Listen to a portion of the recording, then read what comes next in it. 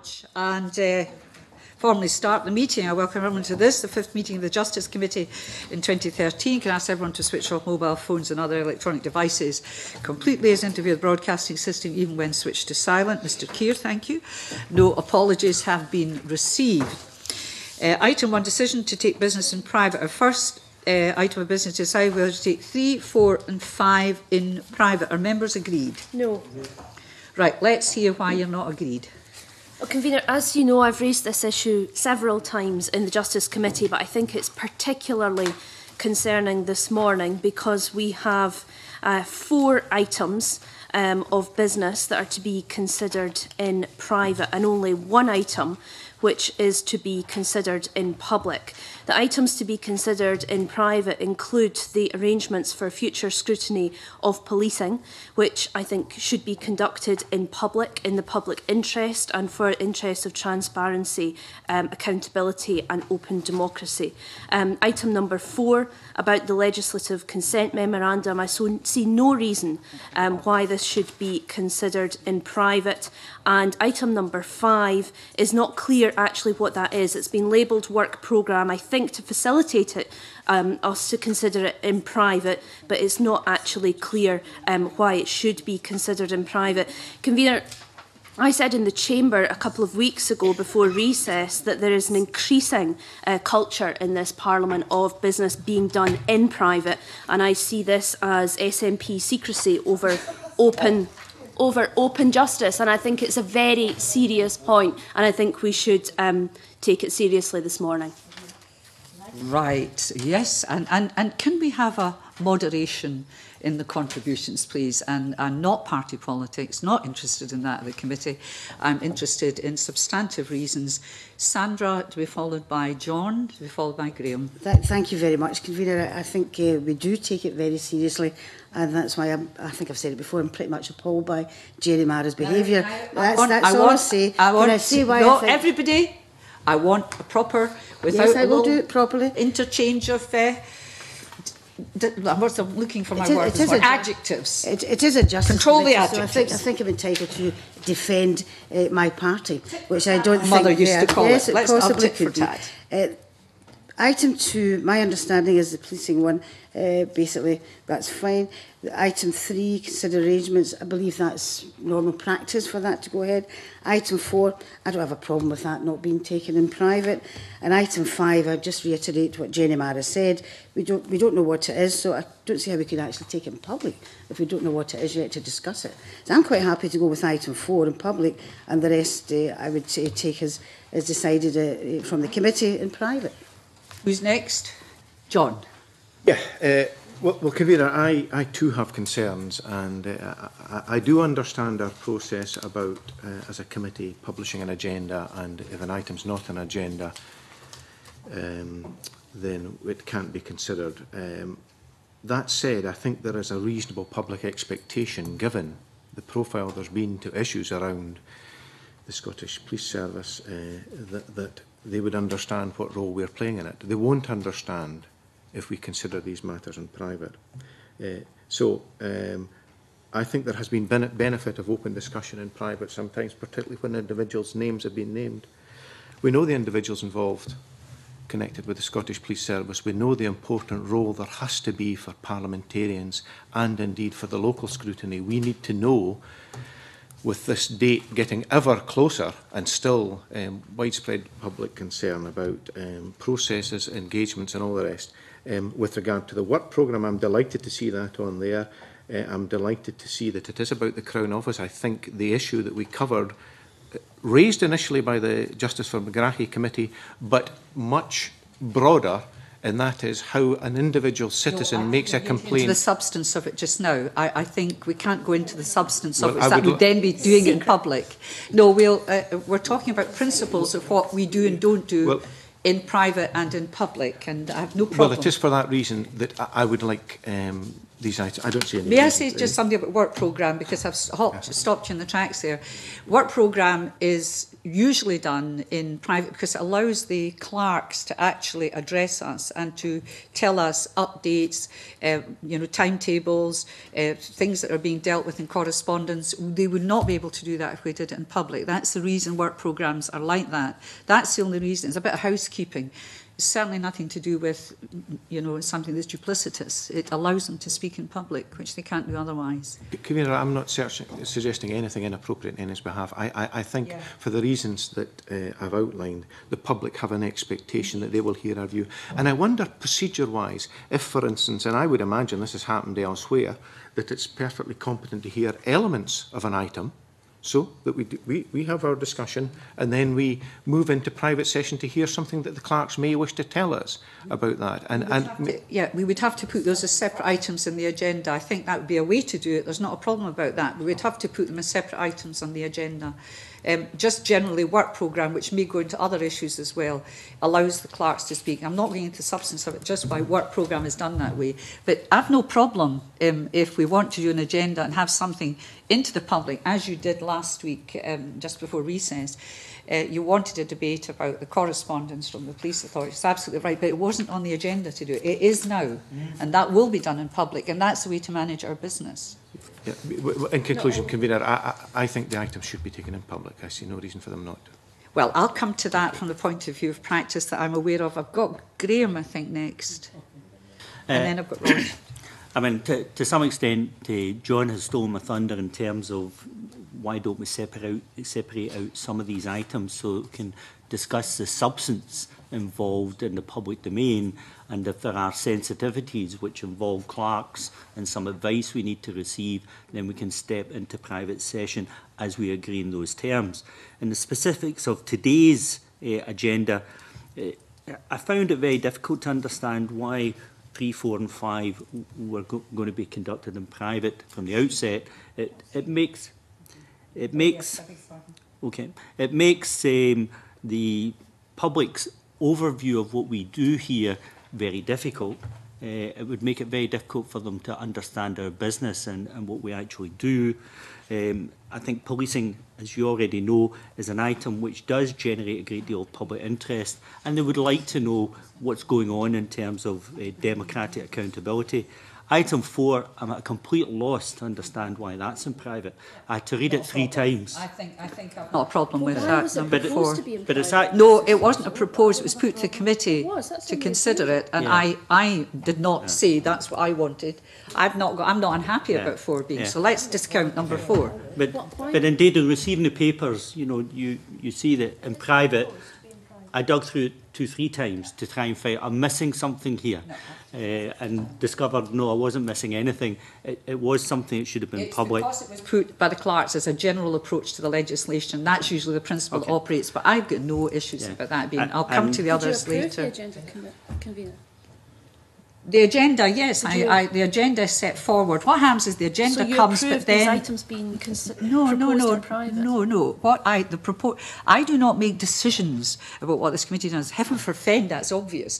That if you want to have something in public, we debate and we have it in public or in private, as the case may be. It is a proposal following, in this case, certain principles that have operated in this Parliament. I weary of this for 13 years. That certain items, when you have a work programme, when you have a general approach. For example, in number 6, when you're doing an approach to a building, you might be considering witnesses or not having them. It's a bit of housekeeping. It has been the case, perhaps it shouldn't always be the case, but it's been the case that these have been proposed to be taken in private. There is no change here to anything that's happened. There's nothing changed in this committee in this year from the last 13, during which, may I add, we had 8 years of the other parties in power, and it was never an issue. So I don't know, frankly, why it's an issue now. But on we go. I'm listening. Well, I would suggest, just to finish, and then I'll let Roddy in, I'd suggest in the last decade there has been a change of culture, and there is an interest from the general public in the work that we do here. So a change in the way we manage these things might be appropriate. Okay. Well, just for the record, I obviously agree that item 4 should be in public and see no reason otherwise. In terms, item 2 is going to be discussed in public. Yes. Item 5, I agree with the comments that exactly what's intended. We need clarification before we can take a final view. Item 3, my only real comment on that is that we've obviously been discussing arrangements for future scrutiny in previous meetings. For clarification, can we be sure whether that was in private or in public? Twice before in private. That's my point. This is nothing different. Now, if I may just come to the things like number 3, public, no problem. Number 2, public, no problem. Number 4, public, no problem. Number 3, previous times we've discussed this, twice, has been in private. We're also going to talk, bear with me a minute, we're also going to mention the names of MSPs possibly in this discussion, as you will see in the paper, about who might comprise this committee and who might not. And in order to have a free discussion about this and naming people, I think it's appropriate that it's dealt with in private. We're also talking about whether or not it should be, a certain balance in it and so on. So, in order that we can name people, that's one of the reasons. Now, victims and witnesses, I'm coming to Graham, number 6, we can subdivide. We can do the general approach in public. But again, back to naming people and possible witnesses and things, I would suggest that part has to be in private. On that point next week. Now, I'll take you back at the end when I've just raised it first and let Graham come in. Colin come in, sorry. He's giving you another shot there, Graham. I'm actually in agreement with you, and also my colleagues who are looking for number 4 to be put on the agenda. Having sat on stuff... Before you go, I've just been reminded that we'd already decided to take 6 in private at a previous meeting. Yes. So I can't deal with that. Yes. So 6 is out, 6 is private, We knew that. 4 we're agreeing is in public. So we're talking about 3 and 5. Yes. Fine. Yeah, I would say that having sat for the last year or so on the public audit and done a couple of European External Affairs committees, these committees have no problem in putting their general stuff in private because they know that eventually they come to a substantive debate which is in public. It's not secret. I've also got a bit of experience even as far as local government, where it is on the same principle where you convene something that is completely private simply because it is in the same general terms as naming names. Who do you get? Who do you see? When you get to the substantive debate, it's all in public. Now, it's housekeeping to that extent. And I think some of the comments that we've heard are just quite simply off the wall as far as I'm concerned. So. Alison. Briefly, the onus is on us as a committee to always be as open and as transparent as we possibly can be, and it should be by exception that we take things in private. And I agree with everyone else that item number 4 ought to be in public. The work programme, I'm content, is always just a general discussion about way forward. Whatever we discuss on the work programme item will eventually appear on the committee agenda at some point, and therefore I think that that's acceptable. We have a consistency there. That's the way we've worked in the past. So in terms of work programme, I'm happy for that to be a private discussion.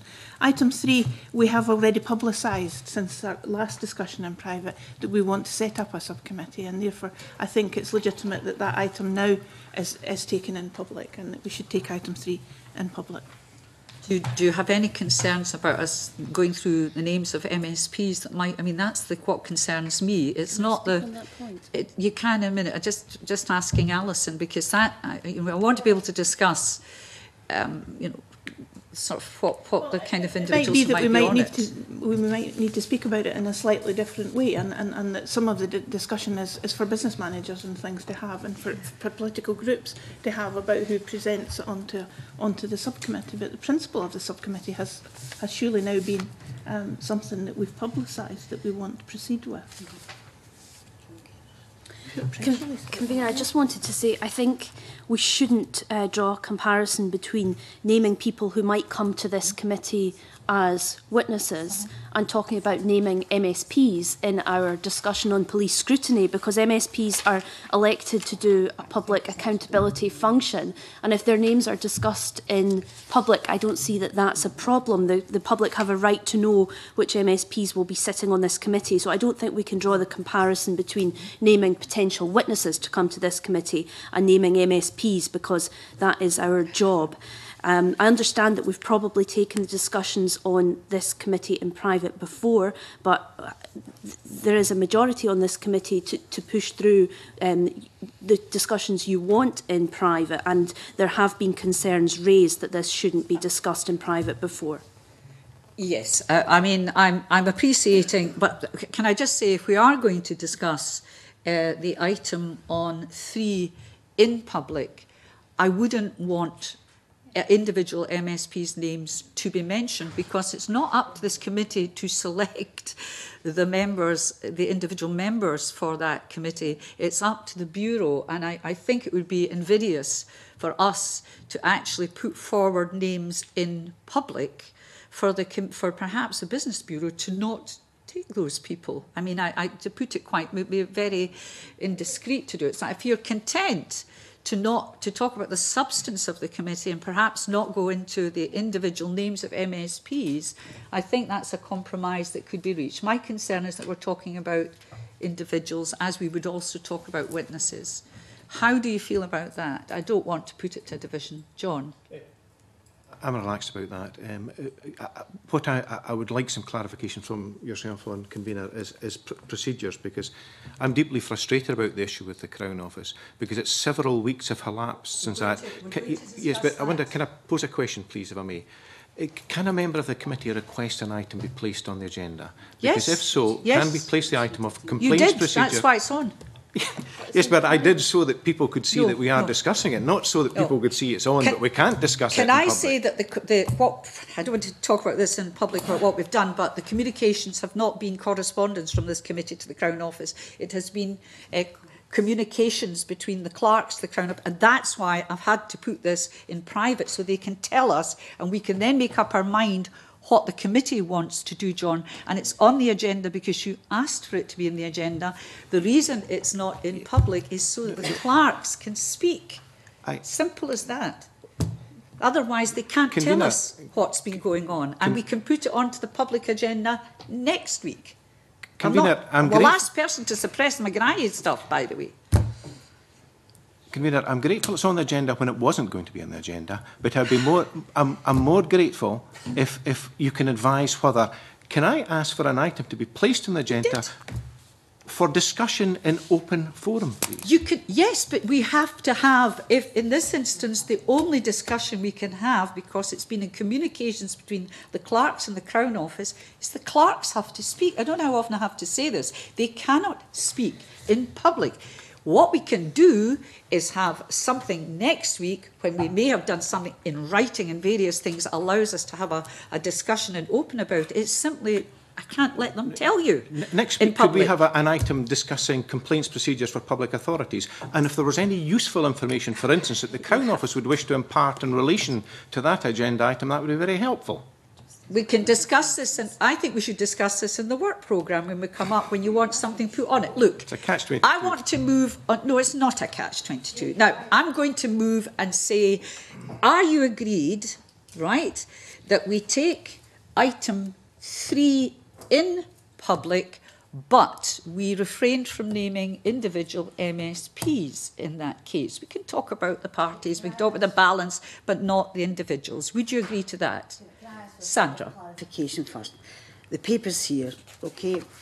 That means if we do have it in public, we cannot mention the Annex B. We also mention the paper regarding political parties. Now, there are 2 political parties here. We have only 1 member each. It doesn't take, the brain of Britain to understand who these 2 members will be.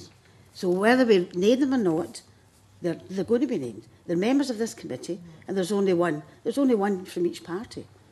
And it mentions on the paper here about that party. No, we don't have to name. And also, it depends on how. I think in the paper actually it's suggesting 4 from Justice and 2 from elsewhere. It doesn't have to be that. So, we can keep it fairly discreet in that sense. But I just want to operate the principle that we don't name people, we don't name witnesses if we're doing a witness thing, and we don't name individuals. Do you take my point that MSPs are different, and there's no problem with naming or discussing public representatives? I think so. I mean, all we're doing is we're doing a recommend. We're only, Jenny, bear with me. I think we're only doing a recommendation. Say we recommend certain people, and the bureau doesn't do it. There's a stramash that needn't have been there. I don't think it's fair to those, and whoever they are, nothing to do with their part, whoever they are, I don't think it's fair to them. And I think the same would happen for witnesses. If we were talking about which witnesses to have and not to have, we decide not to have certain ones.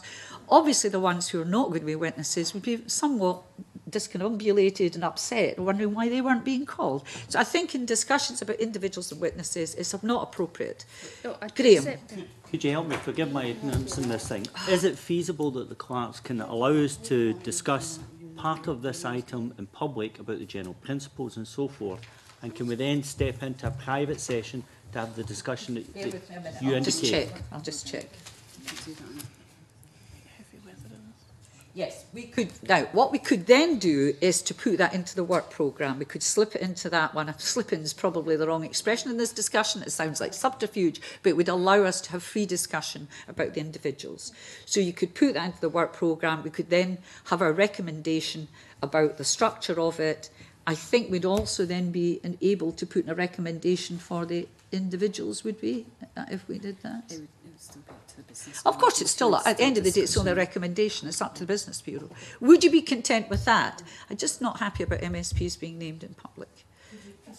Clarify that there, perhaps just for me. We're going to talk about, my proposal is that we take the item on the future scrutiny of policing, on the format that it has, and perhaps on the balance that it has on it in public, the balance, political balance, and the numbers, and perhaps even which recommendation, which committees they come from. But we don't name the members. But in the work programme, we can then consider, having taken a view on the structure, do we have a recommendation that for members, although it may be a case that members here are still to talk to their own parties about who might or may not be available to do it, may not want to do it, frankly. We know that the Finance Committee don't have anything available. So that kind of thing. You agreeable to that? As for the work programme, I prefer, John, because it's simply so the clerks can give us an update. We get that, then we can go on from there and put something, if appropriate, in public after that. But I need them to tell you what's been going on. Thank you. Okay. Victims and witnesses, two parts to it. I'm going to have the first part, which is on the approach. Oh, beg your pardon. See, you've got me all confused. 6 is fine. Right. Okay. Deep breath. That's that discussion over with. And now we've decided which we're taking in public, which we're taking in private, and which bits we're doing partly in public and partly in private. Is that okay? I'll now move on to number 2 on the agenda, which is the correspondence from the SPA. You've got that before you. The first was a response to a request for set the codicil referred to by the SPA chair and earlier correspondence regarding responsibility for human resources and finance, and the second to staffing of the SPA's interim project team. I would like to suggest that in future, when we write requesting information, probably a slip on the part here, that we agree a deadline for a response, then there's no get-out clause. I don't think we did it this time, so usually we do that, and that'll be with the expectation it'll be included on the next meeting of the committee. So we do say we'd require a response by blah, so that we can have it on the agenda. I'd like to have your views, please, an invitation in the first letter to meet with members of the SPA board to discuss other things, among other things, plans for engagement. Comments, please. Is this a letter from John McCroskey? Yep. I think that's the one you're talking about. It's the one from Vic Emery, sorry. First one. Now, let me just get that bit in front of me. Here we are. Here we are. I mean, I think the first thing that I would indicate is that the letter dated 4th of February doesn't supply to us the codicil that we received information on from Vic Emery. A codicil, as I understand it, is a document. It amends, it doesn't replace previous arrangements. And what we've got is a letter dated on the day that the clerks requested the update, with 2 sentences quoted within the letter. I wanted to see the original evidence that Vic Emery was referring to, and I still think we've got that evidence to receive. Yes, take other. Graham? Sorry, I keep calling you Graham. Colin. I don't think it's a terribly grand idea of the round table, if I'm being honest. I think it's one of these situations where they will be... to that bit. Right. Yeah, because they're going to be reporting to this subcommittee. And the round table suggests that they're looking for almost a parity at this time. And if I'm being perfectly honest, that shouldn't be the case. They should be here to answer questions on the grounds that the subcommittee is there to do. Yep, I'm thankful, but we've not had that bit, have we? No, we've had that bit. But no, I tend to, a codicil is a very special word. Codicil to a will is an addition to something, so I think we pursue that, absolutely.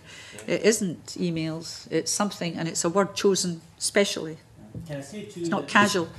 Within the minutes of the SPA board, the Chief Constable makes reference to a similar piece of correspondence, codicil. So there must be something specific there that we're entitled to read for ourselves rather than have an excerpt presented to us. Say that we are not content, and that codicil has a very particular meaning to it. It has actually a legal status, and that we would like clarification. That this is what is really, and there is nothing else, and something as straightforward as that. Yeah, agreeable to that. Yeah, can I just agree with what Graham said and what you said on that point?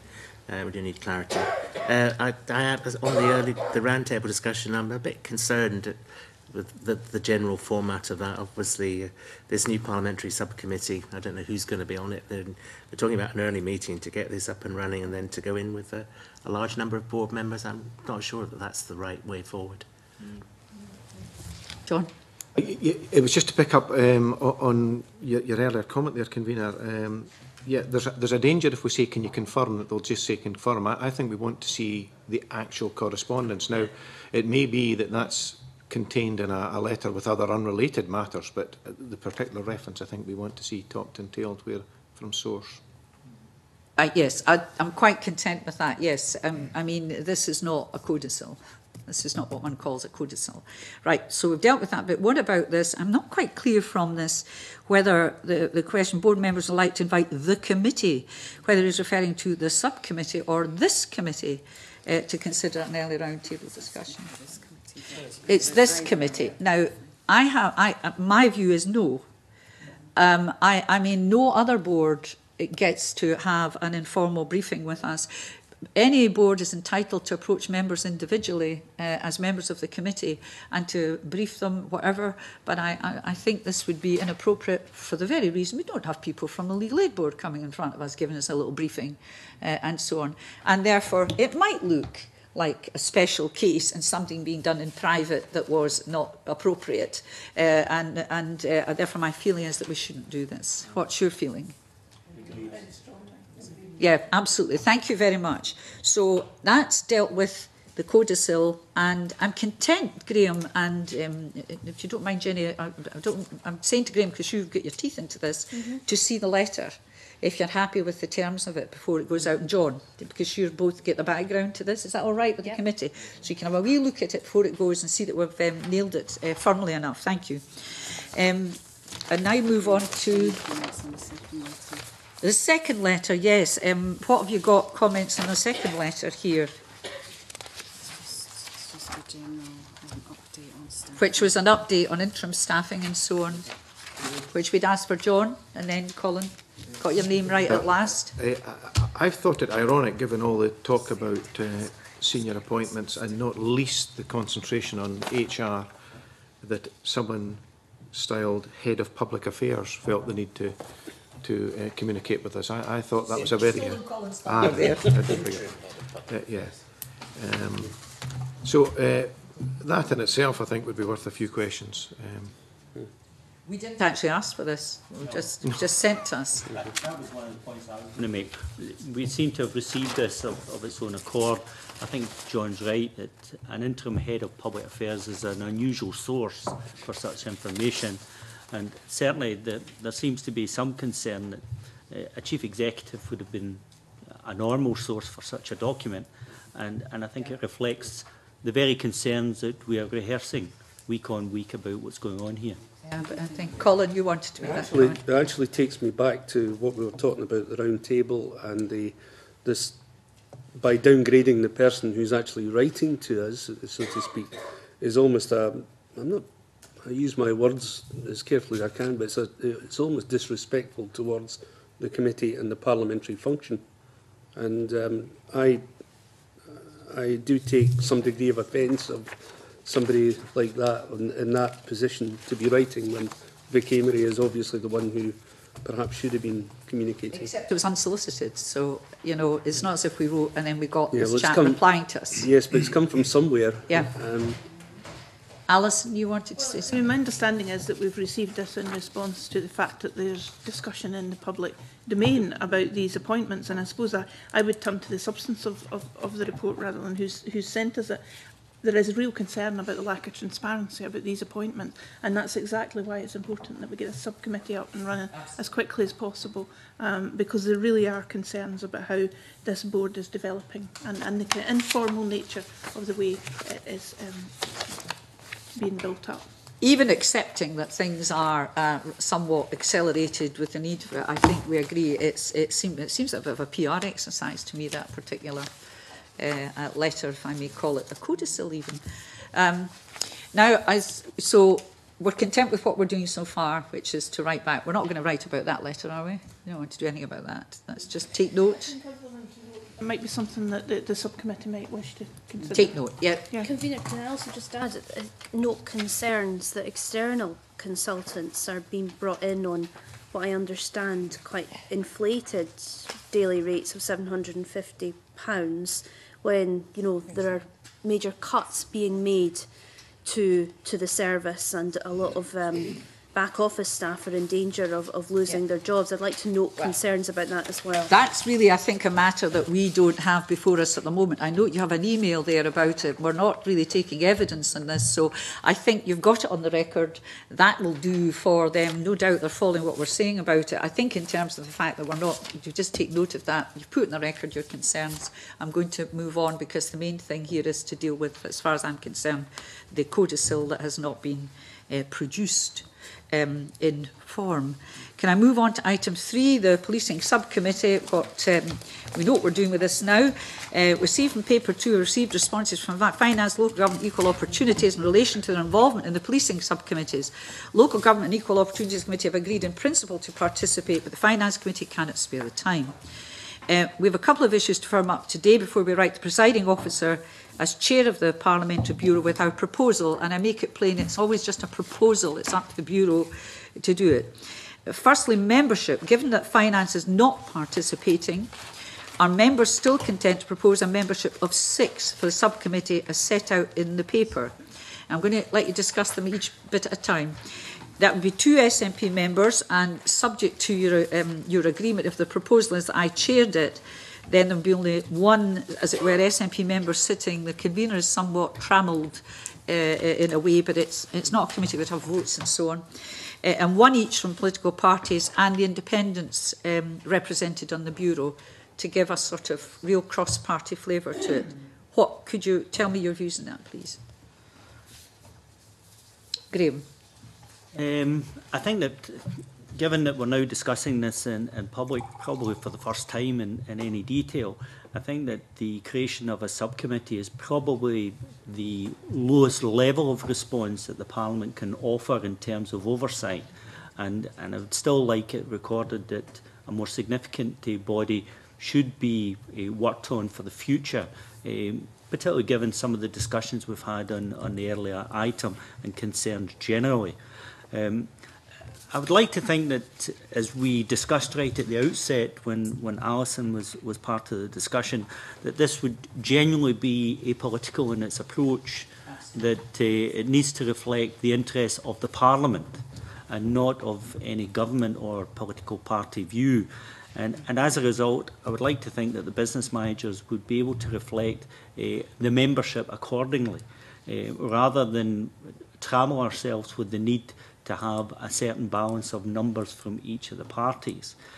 Also, and I think you might remember back to our very first discussions, I think it would be useful for the committee to choose its own convener in order that that convener can report to this group, rather than presuppose right at the outset, to allow that group the freedom to decide the way forward. And that's not anything to do with your own particular involvement with it. It's about setting a template for the future in terms of the independence of that group and the way it reports. First thing that can I say in response to that is these would only be proposals from this committee, and even when the Bureau does it, it's still up to that subcommittee, I think, to select its convener. So that's not a given. At this stage. No, I take your point. The second point I wanted to address was about the perception so important, as you know, Graham, in politics, and that's why I think in our discussions we hoped not only I hope it will be apolitical, and I expect it to be, because policing really ought to be, and the SPA and looking at them, is that by having members, equal members from each of the parties, and perhaps myself as a chair, which really takes you out of the politics a bit of it, it will also be perceived as being politically balanced. And I think that that's the only thing I have to say about it, is that if you had it any other way, it would always look at something else, even if it weren't. And that it would be really good to have one from each of the political parties represented, and I'd hope to be chair, in that I would then kind of withdraw a bit from that, because it's not a committee that is going to be, certainly not my view, would be a committee that's doing party political stuff. It really is doing the job of watching what's going on in this very unique development. And that's the only way I think that I think we'd come to discuss that in our informal discussions, the three of us, was to look at it in that way, and so you would have this representation. In any event, frankly, even if we say there was, I myself were to chair it, and I make no presumptions in that, and there was an SNP member, there's only 2 SNP members and there's 4 others, so it doesn't really matter. It really, but it was the perception that there'd be one from each of the parties doing it.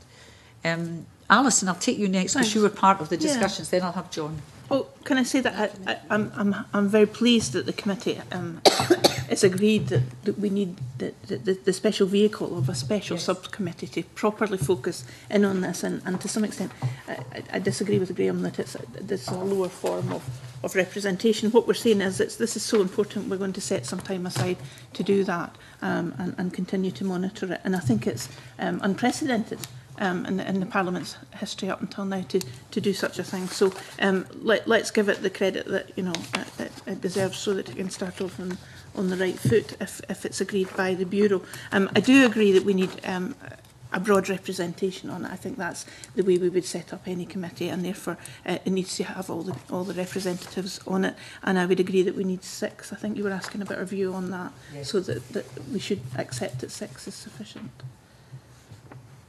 What about I'm sorry, I may have missed this. What about the political balance? Do you feel that would be appropriate? Yes, I think and we the need the political balance. Yeah. John?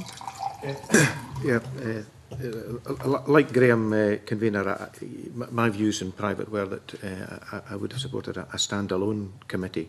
I think it's important this isn't seen as a lesser beast, if you like, and I think its relationship with the parent committee, for want of a better phrase, is important too. And for that reason, I think the comments that Graham made about chairing the committee, whether that is beneficial for the chair of both to be the same, or whether there's an opportunity to feed in a different way, I don't know. I'm open-minded in that. The time frame is the thing that causes me more frustration than ever, because ironically, this is the important bit. It's not after April.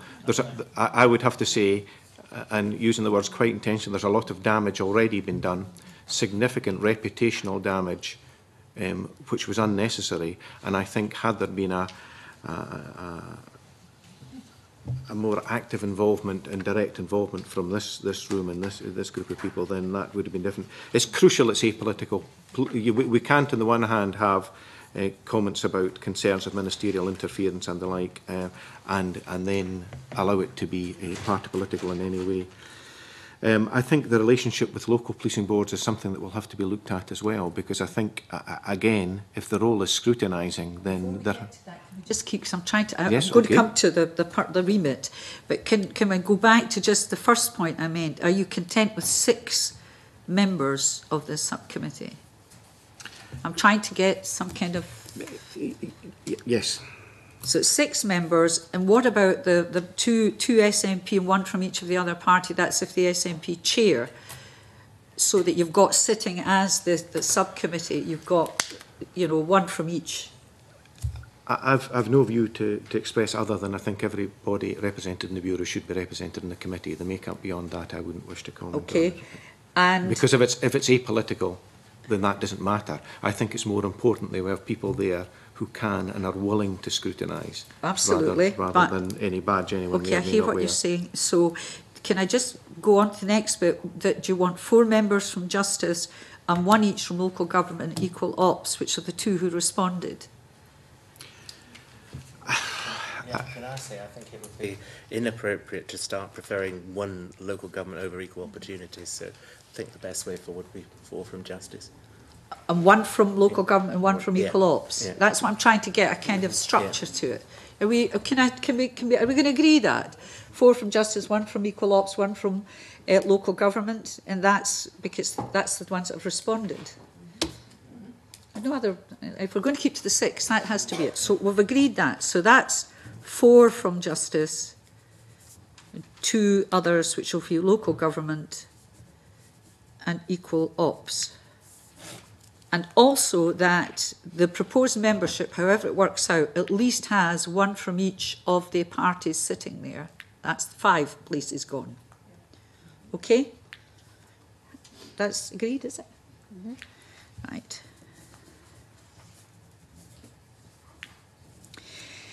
Then we come to the problem of, if we're going to have 1 from each, we get to, I hate doing this because I'm actually convening this and it makes it very awkward for me to talk about convenership of the subcommittee, but I will put my chip in for this, that I think it's relevant. I'm not talking about my politics, I'm talking about the convenership. I think it's appropriate the convener of justice, whoever, convenes this for a couple of reasons. It's a subcommittee of this committee. It would be appropriate because it doesn't usurp this committee in any way or fashion in what it does. It will also ensure, along with the other members from the Justice Committee, that we are firmly involved in this subcommittee with the help of the added expertise of people from local government and otherwise. I think it would be extremely difficult as a convener of the main committee to have a substantial subcommittee convened by somebody else. And then for that to come and be reporting back to the main committee, it just makes for an awkward working relationship. Now, John, you seem to disagree, but I just don't quite know how it would operate. I think there's ample precedent. Indeed, there's precedent with police boards for that. I mean, to me, this isn't about personalities. This is about opportunities. I'm not talking about personalities. I'm talking about convenerships and being a convener. Imagine I'm somebody from other party. It's nothing to do with party or me. It's to do with a convener of a main committee with a substantial subcommittee, which they might be a member of, but they wouldn't be convening it, and then they're back convening issues. It's a very awkward position for a convener. And it also breaks that link of why we're doing it. It doesn't give you more power. It's just it just seems to me appropriate that the convener of a main committee, if it was health, setting up a substantial subcommittee, and the convener of that health committee, I would expect them to chair it, frankly. That would be my understanding of any other committee in this chamber. Yes. You never called me Graham this time. No, I just pointed because I couldn't remember. I actually completely agree with your comments there wholeheartedly. The only thing I have as a reference is, in local authorities was that I chaired a quasi-judicial committee in the City Edinburgh Council, which had a subcommittee which actually did more of the work than the substantive committee.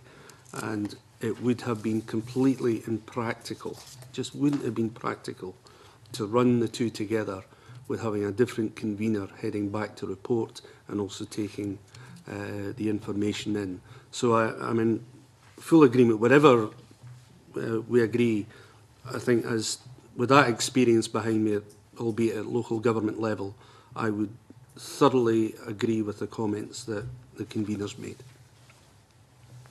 Sandra. Do you know, now we've established there's going to be a subcommittee and we're talking about it in private, and I hope I don't, I hope I don't overstep the mark, but as a member of this committee, I wouldn't be intending to put my name forward for membership of the subcommittee, so you can back me off. But we've agreed that there's going to be 6.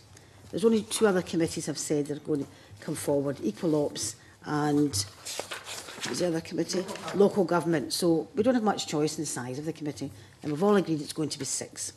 So putting politics aside, if I looked at when I was on the audit committee, I can't imagine the convener of the audit committee giving over the convenership of a subcommittee of that audit committee to some other member of the audit committee. I'm not talking politics, I'm just talking, I think, sense. It's a parliament we have here. We've got to run it absolutely properly, the subcommittee and the committee. And I would say that the only person that could be convener of the subcommittee would be the convener of the Justice Committee. It just happens it's Christine Graham. It could have been someone else. So it's not personalities or political parties. It's just a sensible thing to do as far as I'm concerned. Anybody else want to comment? Rod. I just wanted to say I think it is important that the subcommittee works closely and in parallel with the principal committee, the Justice Committee. This is an important issue. And I think from that point of view that continuity of convenership would help. Yes, Jenny. I mean, I think the first part of what Rod said is right. It's important that they work together, but I see it as a strength of scrutiny to delegate and perhaps have the committee led by someone else. It shows confidence in the scrutiny process that is not convened by the same person as the Justice Committee. It could be that public perception is that the subcommittee is merely just another arm's length committee of the Justice Committee, and I think given that a lot of people in this committee had a preference for a completely separate committee, we want to make it as independent as possible. Graham. Just in case there is any doubt in any member's mind, this is certainly nothing to do with the current convenership. What I commented on earlier is I understand the current arrangements are that when a parliament begins its life, this committee is normally convened by someone from the majority party.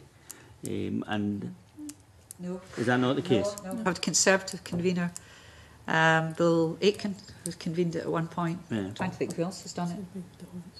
It's under the Haunt, so it's really right? it's not a particular committee. It can be almost a lottery in the way it spins out. Depends. I think you get first pick if you're the party of government. So when it was Labour and Liberals, they'd pick first, and then and it depended on your number of seats. But no, this has been convened by Conservatives previously. The final comment I was going to make was that given the responsibilities you have for this committee and the pressures that are there, whether or not you feel that a convener both the subcommittee and this will work, and that's a decision you can make in terms of your experience and the advice you would give to the committee otherwise. I don't want to make it personal because it's not that, but you know, I just feel, and I mean, when you're at conveners group meetings, conveners actually speak very much the same way, and they very much protect the position of convenership and its independence.